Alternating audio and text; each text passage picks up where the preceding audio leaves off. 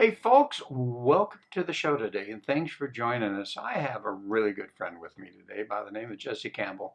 How's it Jessie, going? how you doing? Pretty good. How are you, Doug? Good. Hey, thanks for coming over today so that we can do this because you have just an amazing story.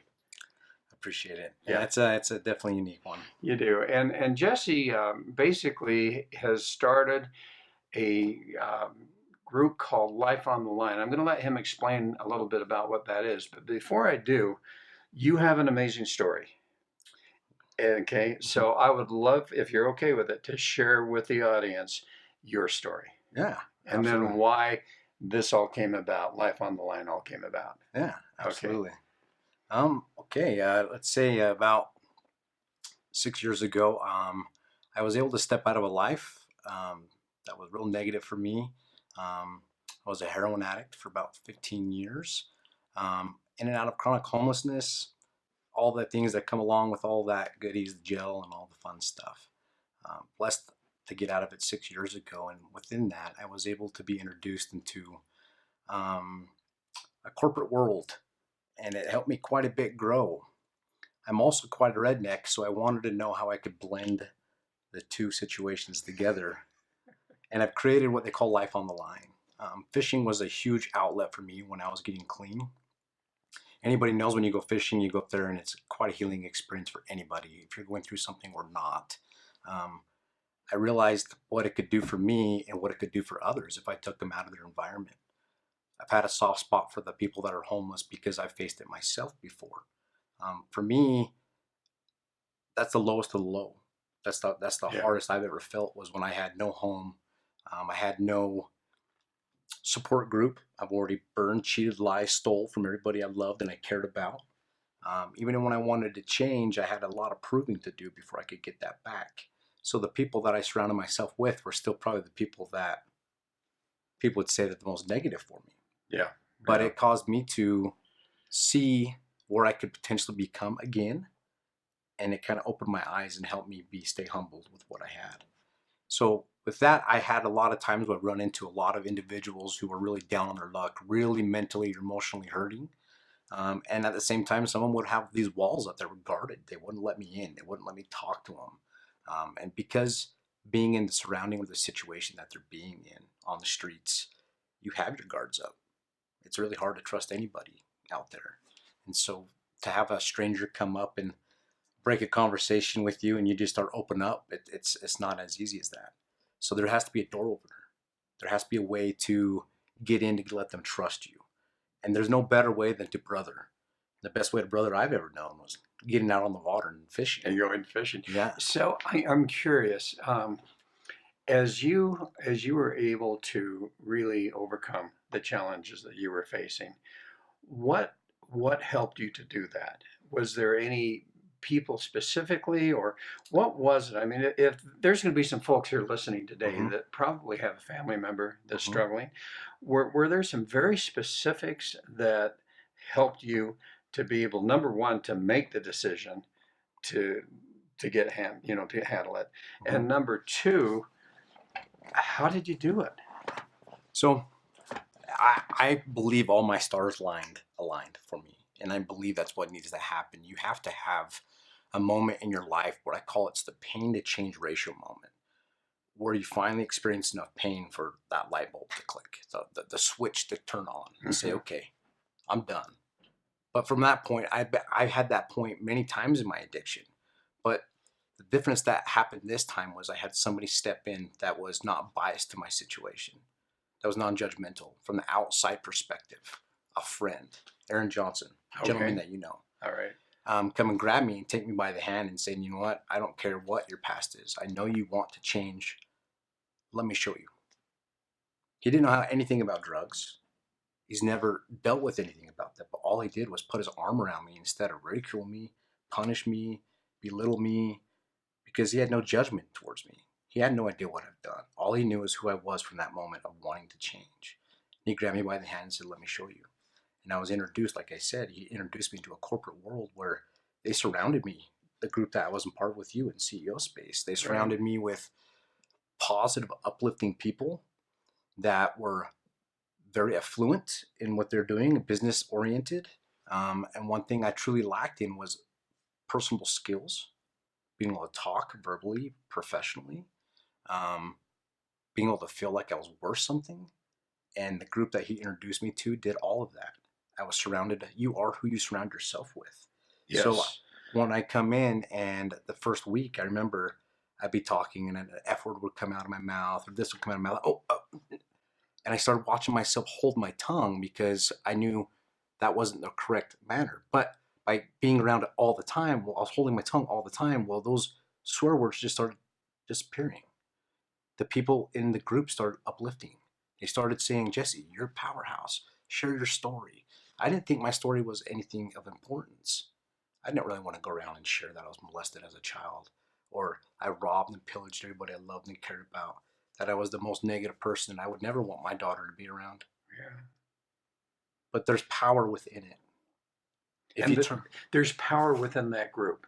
yes. And not so much we don't want to, I mean, it is a good group, but the Mhm. reality is you surrounded yourself with people who were positive, number one. But number two, they accepted you. I mean, I remember we would smile. There was no judgment as you were letting some of those words out. It was Mhm. just like we'd all kind of smile because we knew where you were coming from. Mhm. But that made a difference for you. Mhm. It changed my life.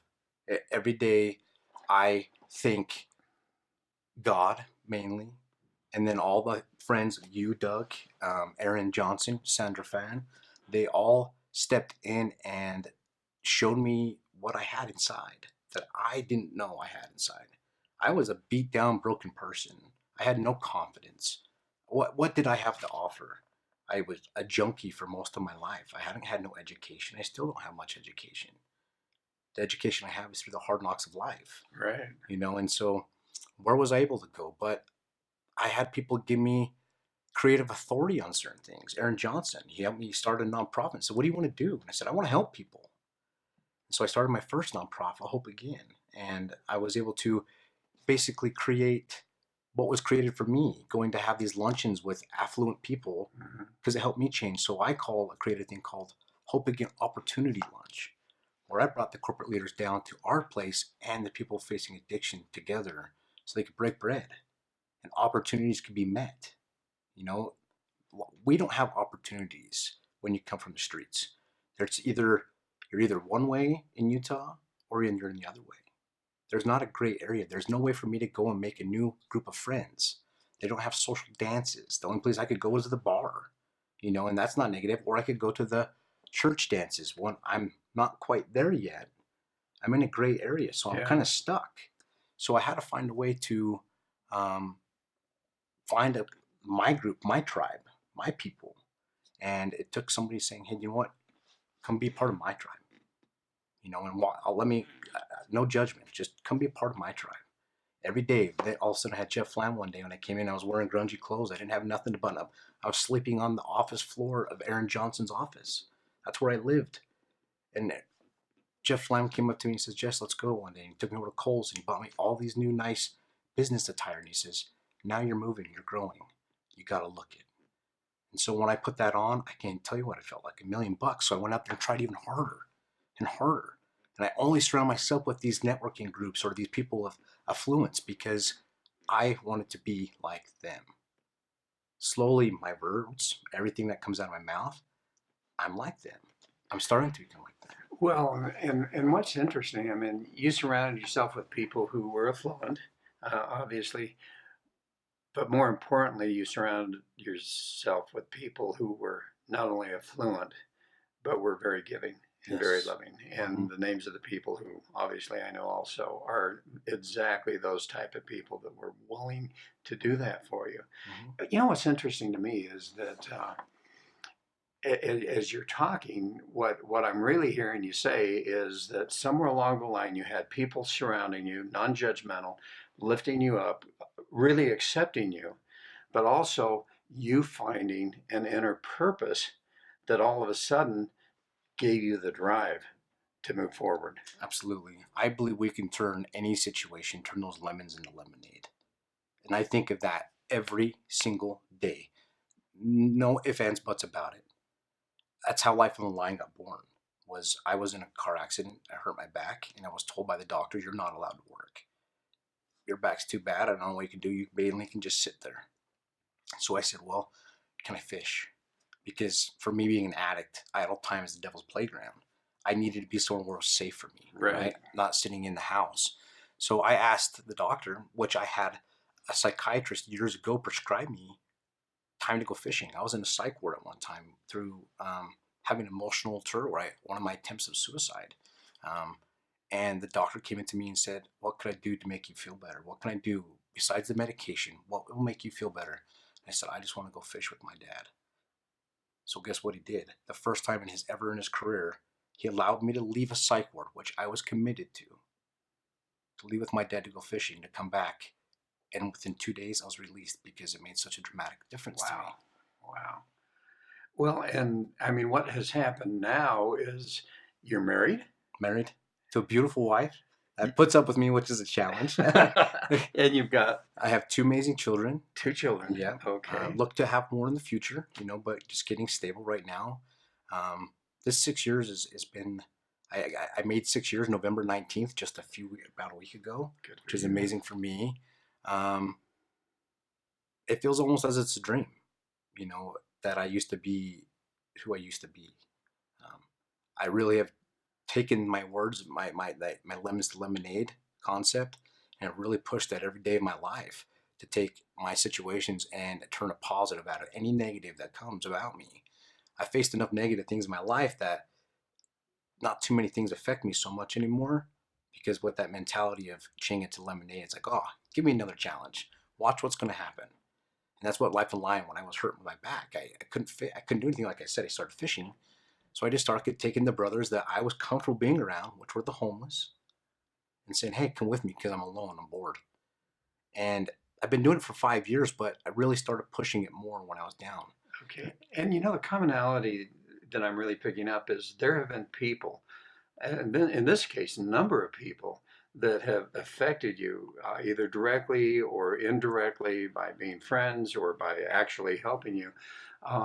And when you talk about life on the line, it's one thing just to take these folks fishing, but it's another thing to be able to actually take it and make it something that you're actually going to use to help people in a Fishing meaningful is my way. door opener. Yes.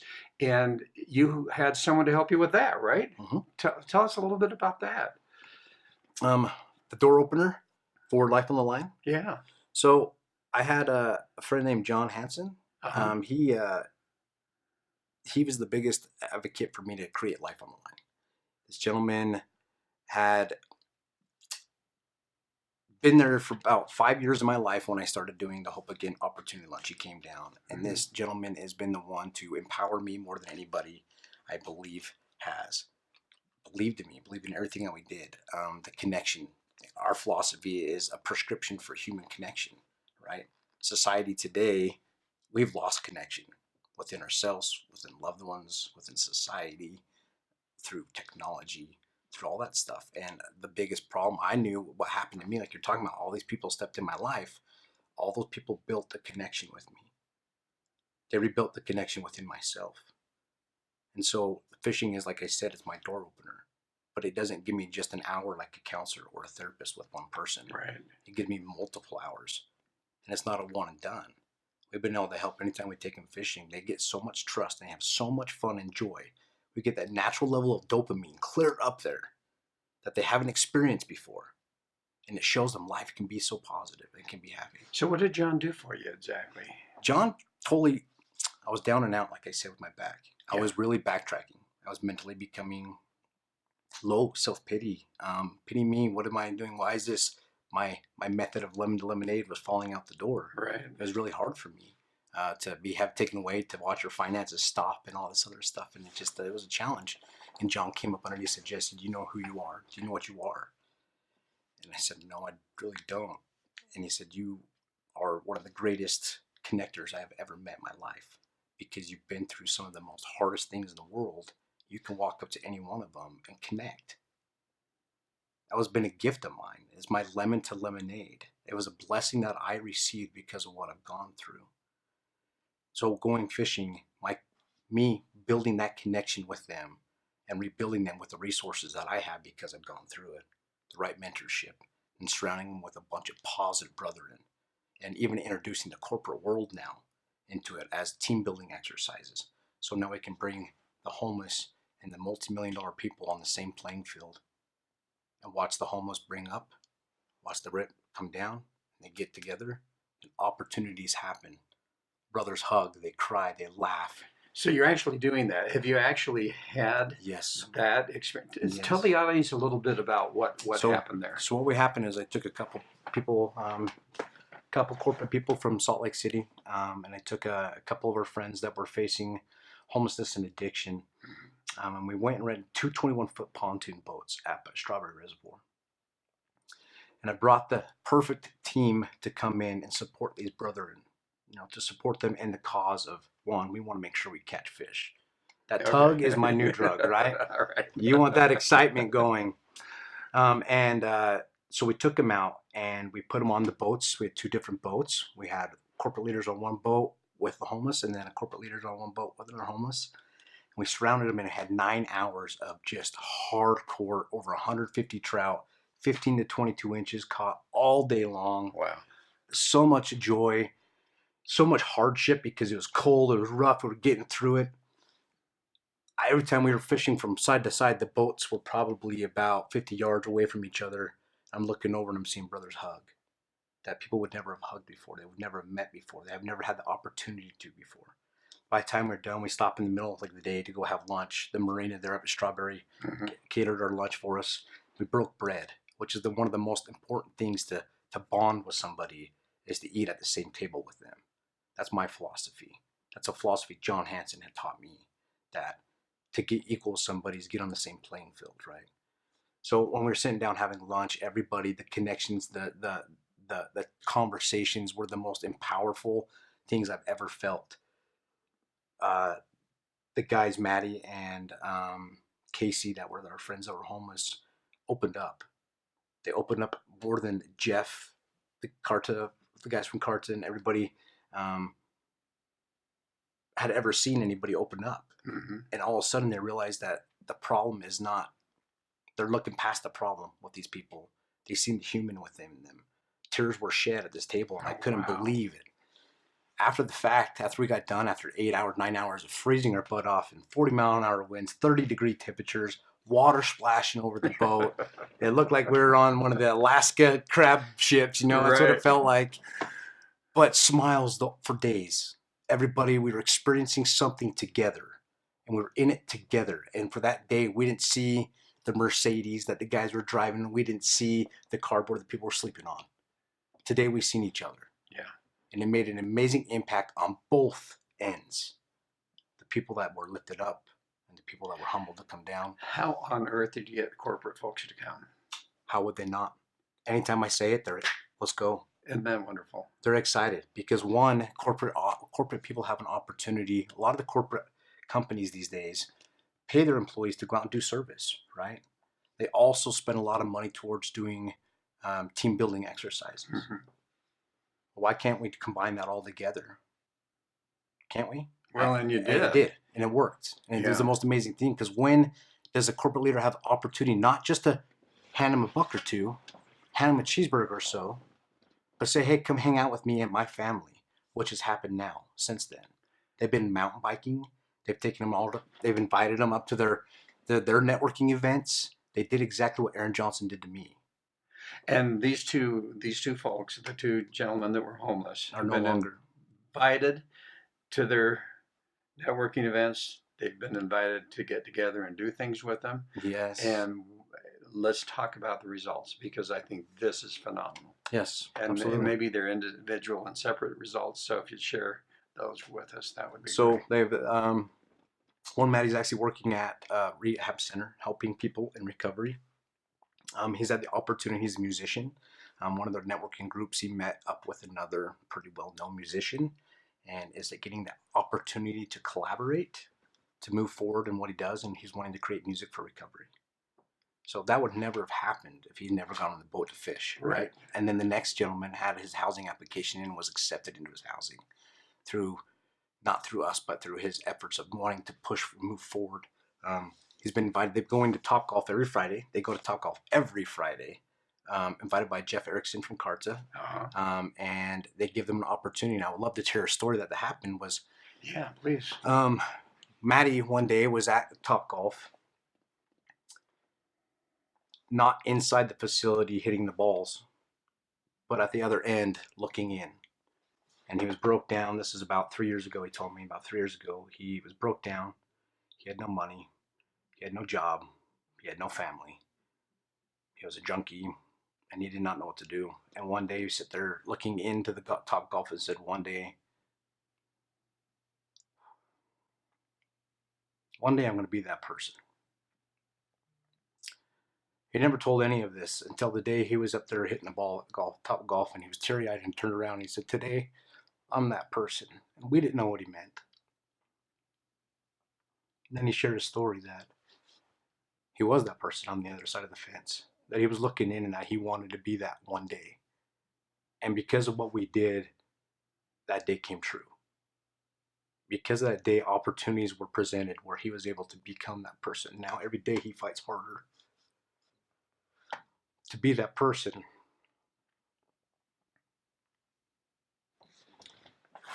Thank you. You're welcome. And that's why we do this. Like I said, fishing is just my door opener. It just allows me to get in and get trust. To let them know that I'm safe and that it's okay to grab my hand and let me guide them. My team is the same way. Everybody on my team has been through the same thing. And we're able to facilitate some of the most healing experiences you could ever imagine. It's not just fishing. I guarantee you a good fishing experience. But I guarantee you're going to get much more than just the fishing. 100%. It's the love, it's the acceptance, it's the non-judgment, it's the connection. And then it becomes the support and them starting to feel like they're really cared for, that someone's there to support them in what they're doing. And then they're able to move forward for those that really want to. They start to lean in. Yeah. And that's the first thing is you want them to do is instead of leaning out away from service and help, you want them to lean in. And the first time when you brother with somebody and they have, you're my person, you're my friend, I want to lean in. Once they lean in, it's your opportunity to make a difference. And you need to take that. Don't hand down. Don't just keep handing out, hand down, hand down. Connect with them. Break that sandwich in half and sit down and eat it with them. And that is so scary for so many people. I mean, I remember when we went down to the streets, Rio Grande, because you wanted us to take some pictures, and initially it was like, don't go too close to them, and you were advising us don't go too close. So we had our longer lenses there and had to ask permission to be able to take the pictures and so forth, and we got some good pictures, but there was still that anxiety there a little bit that, okay, what, is this dangerous? What do we need to do? And of course, just the fact that you've got to ask permission and all of that type of thing. So how do folks start to learn to be able to start to connect with these homeless people and really start to help them in a way that's meaningful? Great question. That's a common question we get so many times. And it's not one I could just share and answer it all. No, so what we're doing know. is John Hansen and I Right. are creating a day every month where the public can come and learn.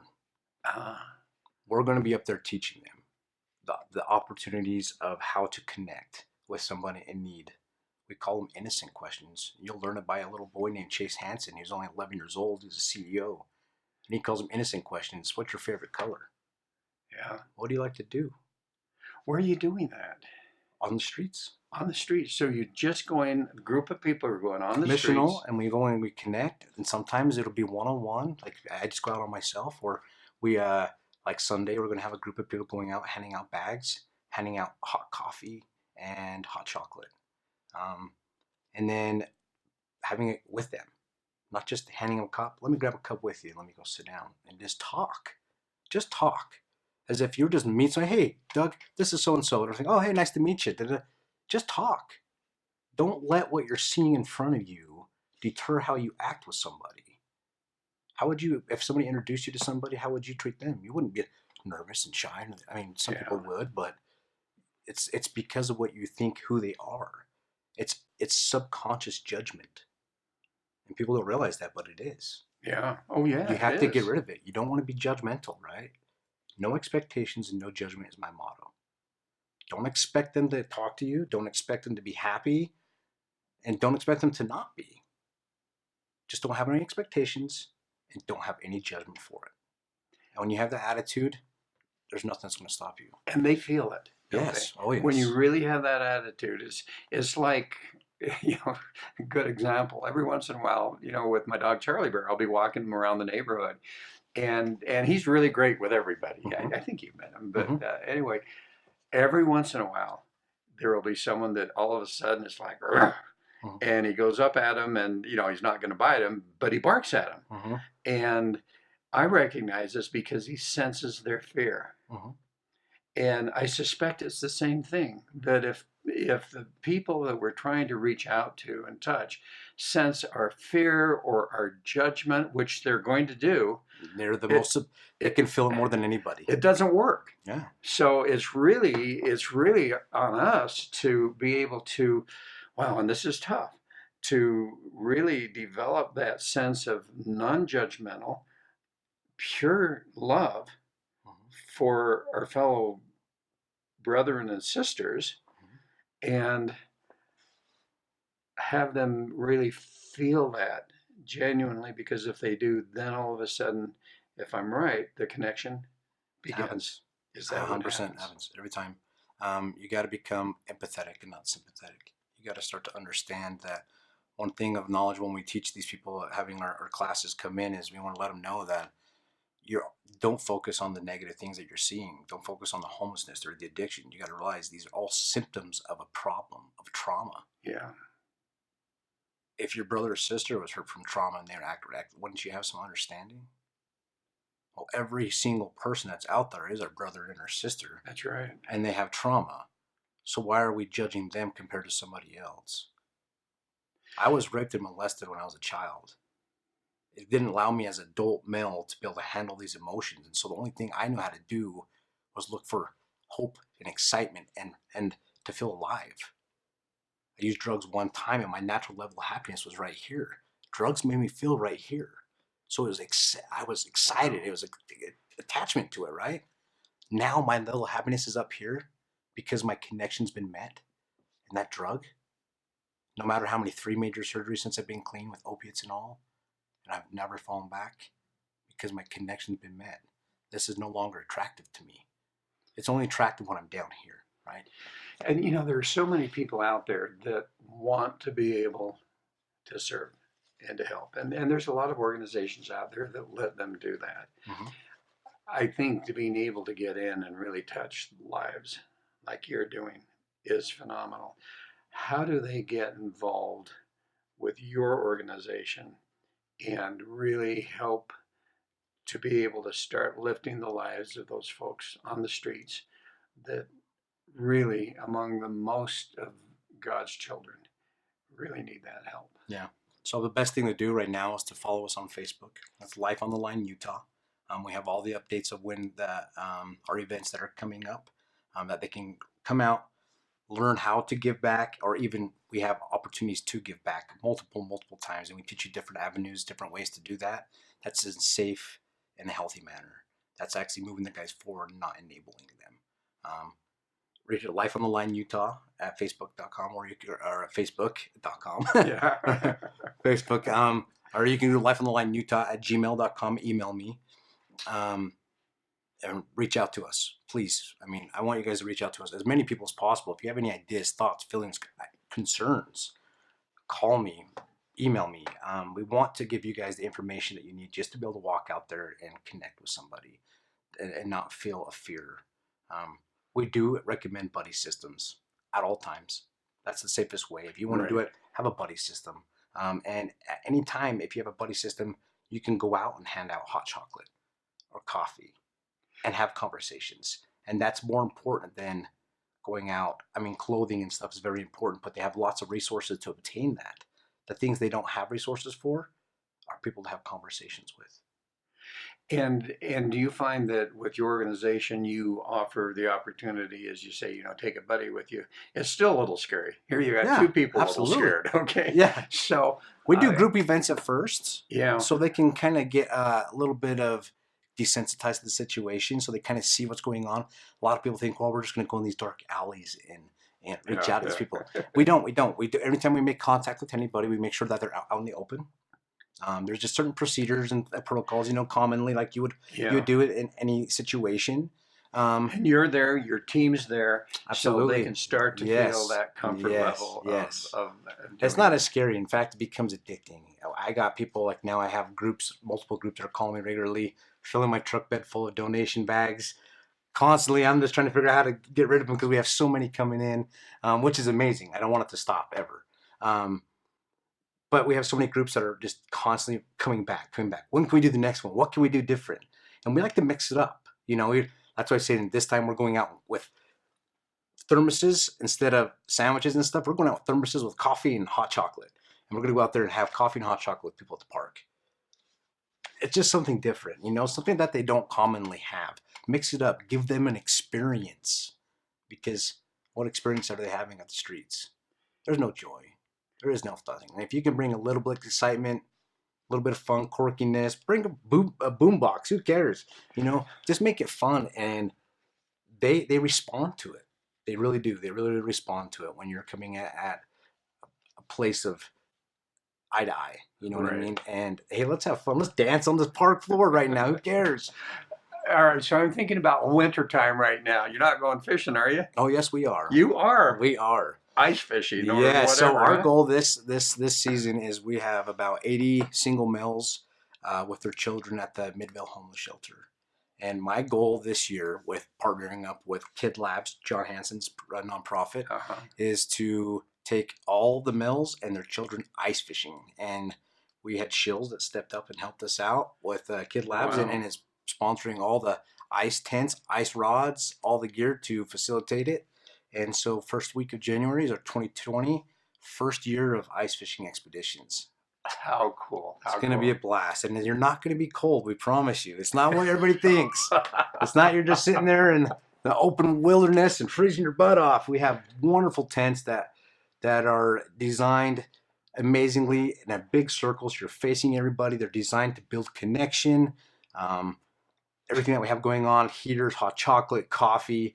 It's going to be an experience that it's not what you think it's going to be. It's going to be service on hell on wheels. I tell you, it's going to be amazing. That's cool. That's cool. Well, if you could share with the audience one thing, give them one message that you'd like to share with them, what would it be? Treat as everybody as we're equal, 100%, no matter their situation. Look at people through the eye. Same. We are the same. No matter what you drive, no matter where you sleep, we are all brothers and sisters, and we're all in it together. You have to have this mentality. We have to build this community back. With that mentality, I believe you can do it. I'll tell you, this is the first interview I've done where I'm getting tears in my eyes, and I know you did. Yes. That happens. Oh, hey, thanks. Thanks, Doug. I appreciate you. And thanks for being as honest with what's going on as you were. We talk about transparency, and not many people are really transparent, and you have been transparent, and that is really honorable. And thank you. And folks, thanks for joining us today. I hope this has touched your hearts a bit, and if it has, and you're so inclined, go to Life on the Line Utah on Facebook and start to become a part of that organization. It is just amazing. So thanks for joining us today, and I look forward to having you join us for the next one. And have a wonderful week, and look forward to chatting with you again soon.